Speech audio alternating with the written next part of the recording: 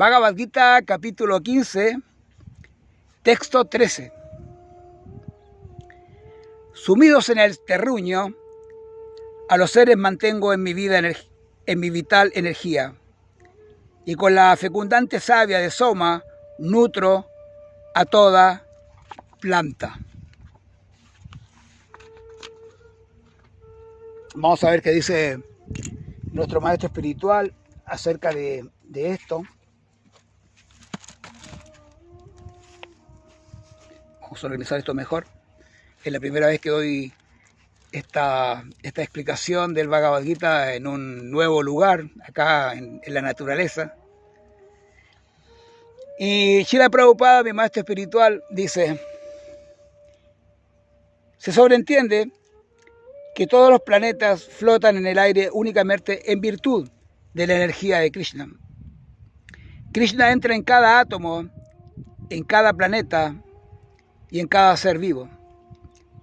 Eso se discute en el Brahma Samhita, un libro de conocimiento de la India muy interesante.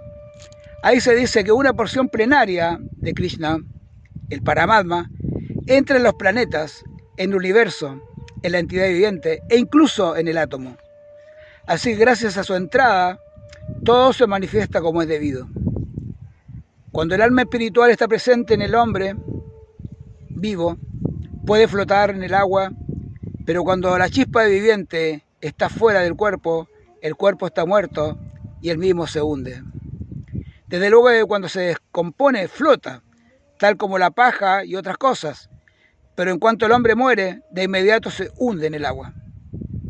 Asimismo, todos estos planetas flotando en el espacio, y eso se debe a la entrada en ellos de la energía suprema de Krishna. Su energía,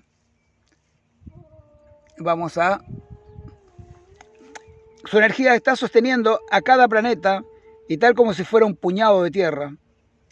Si alguien sostiene un puñado de tierra, no hay ninguna posibilidad de que ésta caiga, pero si uno lanza por el aire, caerá. De la misma manera, a estos planetas que están flotando en el aire los sostiene, de hecho, el puño de la forma universal de Krishna.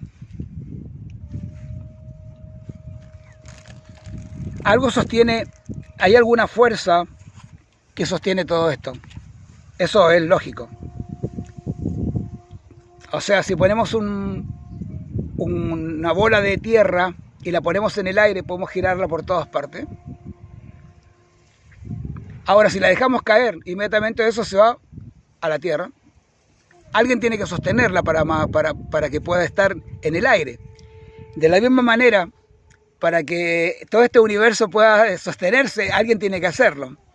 Hay una ley física, pero esa ley física está controlada por alguien. ¿Cómo es posible que en un lugar donde aparentemente no hay nada, no hay nadie, no hay ninguna energía, se sostengan todos los planetas y todos los soles y todo lo que es toda la vida del universo? Entonces, bueno, da para pensar, ¿no? Eso es lo que nos hace creyentes, el poder ver esta maravilla. Jai, Hare Krishna. Namaste.